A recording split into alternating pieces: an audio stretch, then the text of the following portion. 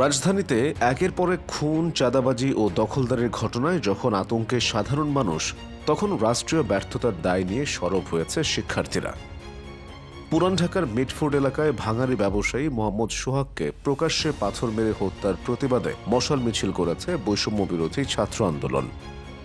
12 জুলাই শনিবার সন্ধ্যায় জাতীয় জাদুঘরের সামনে থেকে শুরু হয়ে শহীদ মিনার পর্যন্ত অনুষ্ঠিত এই কর্মসূচিতে সংগঠনের শতাধিক নেতাকর্মী অংশ নেন। মিছিল শেষে সংক্ষিপ্ত সমাবেশে সংগঠনের সভাপতি রিফাত রশিদ বলেন, সরকার আইনশৃঙ্খলা রক্ষা করতে ব্যর্থ হচ্ছে। এই অব্যবস্থাপনার দায় স্বরাষ্ট্র উপদেষ্টাকে নিতে হবে। তিনি অবিলম্বে পদত্যাগ না করলে দেশের জনগণ তার বিরুদ্ধে কঠোর অবস্থান নিতে বাধ্য হবে বলেও হুঁশিয়ারি দেন। নেতাকর্মীরা অভিযোগ করেন, বর্তমান অন্তর্বর্তীকালীন সরকার নির্দিষ্ট একটি দলের প্রতি পক্ষপাতিত্বে ব্যস্ত।